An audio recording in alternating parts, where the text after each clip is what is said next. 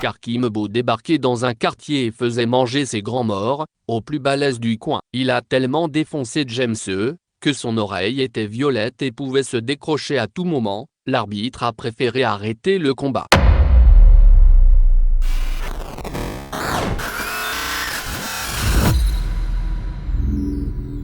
Aujourd'hui Chacal, on va parler du youtubeur le plus violent de tous les temps. Et tu vas voir qu'à côté de lui, Ibra TV et ses combats organisés sur sa chaîne passe pour un chiot de 8 semaines, mal sevré par sa mère.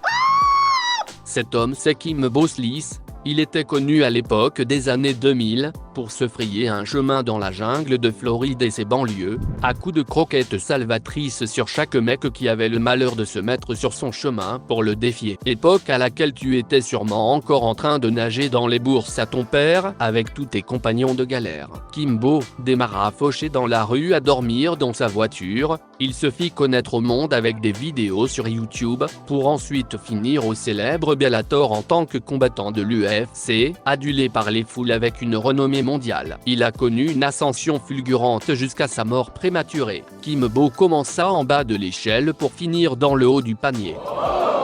C'est donc cette histoire incroyable que je vais te raconter. Comme tu pourras le constater, ce sujet est différent de ce que j'ai l'habitude de traiter sur la chaîne. Ouais, j'ai envie de me lâcher, pas la foutre des gens, ce qu'ils pensent, pas tant qu'ils font. Ouais, ça fait du bien des fois.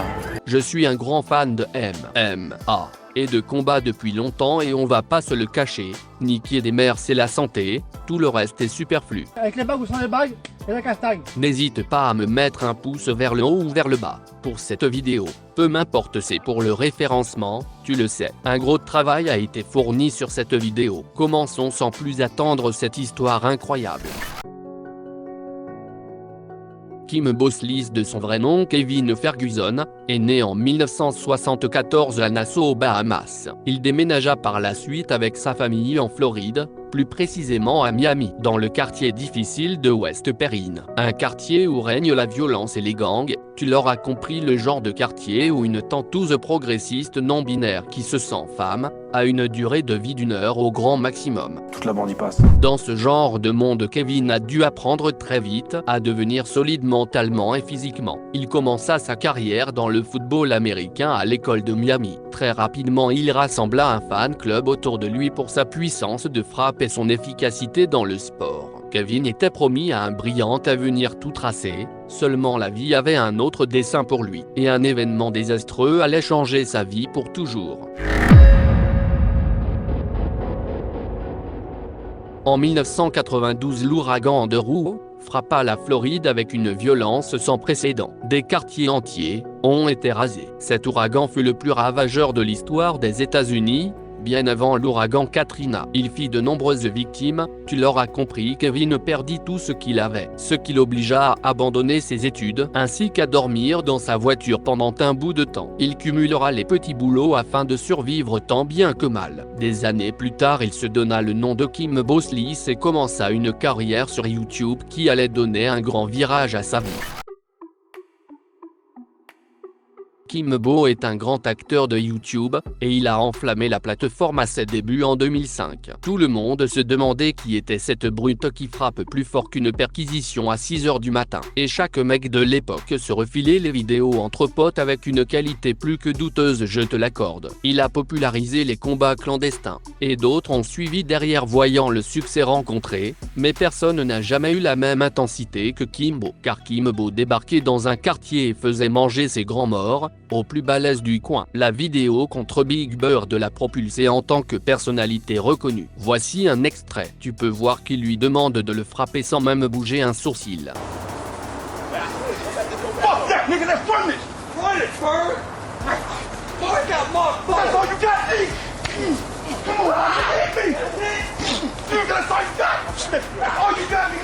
J'en veux, Joe! J'en veux!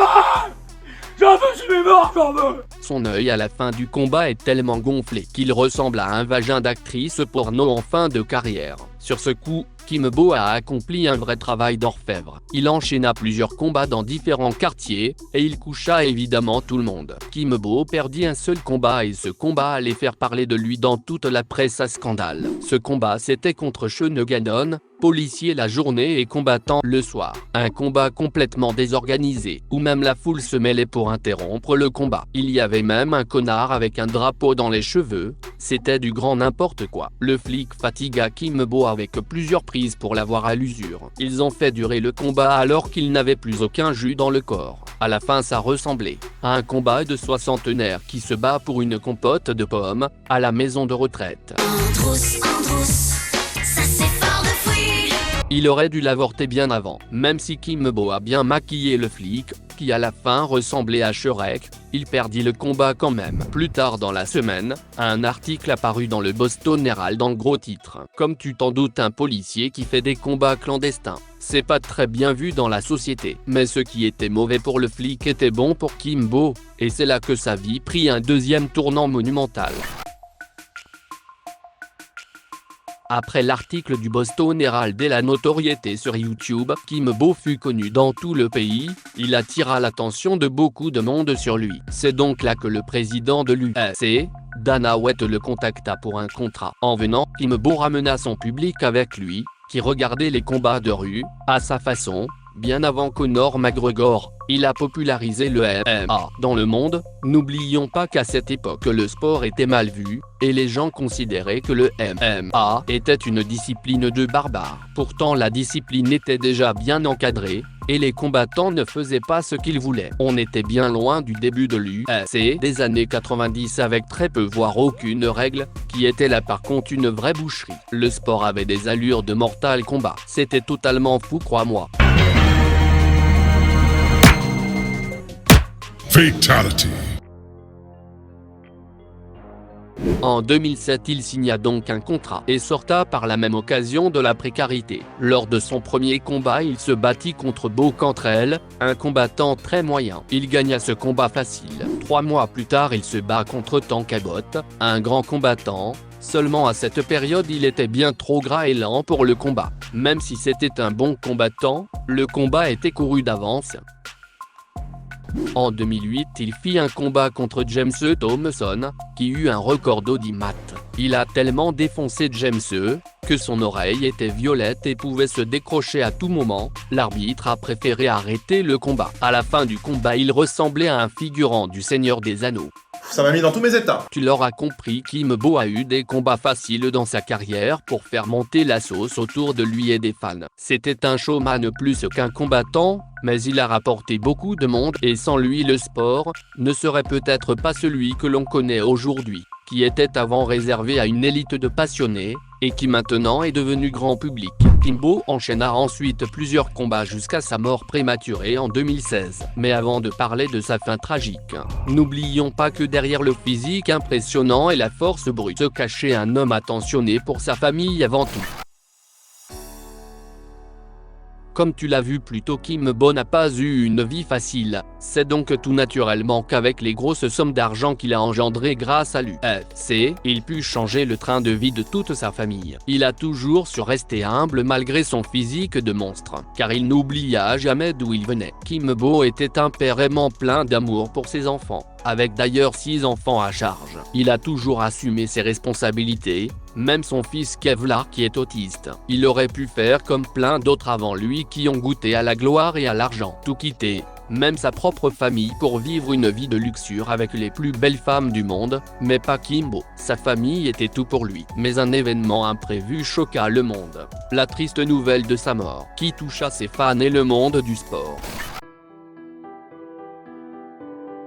En 2016 il se rendit à l'hôpital pour de grosses douleurs abdominales, ce qui était anormal, et le médecin après analyse parlait même de transplantation cardiaque. Le dernier combat de Kimbo se déroula dans la chambre de l'hôpital. Après un combat de plusieurs heures il partira comme il est venu, en guerrier qu'il était, à l'âge très jeune de 42 ans d'un arrêt cardiaque, laissant derrière lui sa femme et 6 enfants. Il avait déjà été contrôlé positif à la nandrolone avant un combat par le passé. La nandrolone est une sorte de stéroïde et augmente la masse musculaire. ainsi que l'agressivité chez le sujet qui en prend. Peut-être l'abus de produits dopants a eu raison de sa santé, car il est courant dans ce genre de sport de se charger comme un taureau, même si on ne le dit pas. Quoi qu'il en soit, les sportifs ne font pas de vieux os en général, surtout quand tu te prends des mandales et que tu en donnes toute ta vie. Au-delà de la brute épaisse que semblait être Kimbo, c'est avant tout l'histoire d'un homme qui transcenda sa condition de vie, pour s'élever au plus haut sommet de la société, des quartiers pauvres de Miami, pour finir au Bellator de Las Vegas. Devant des milliers de personnes surexcitées, on ne peut que saluer la performance. Il est la preuve que peu importe d'où tu démarres dans la vie, tu peux devenir qui tu veux. Ce qui compte, c'est le chemin parcouru et non la destination. Dis-moi en commentaire si ce type d'histoire t'a plu, et surtout n'oublie pas qui je suis la machine. Je n'oublie pas, je ne pardonne pas, je ne dors pas, je ne mange pas. J'ai vu mon astrologue. Il m'a dit que les bonnes choses. Je suis en phase positif, je suis en phase montante. Des fois je suis en phase descendante, mais je suis en phase montante.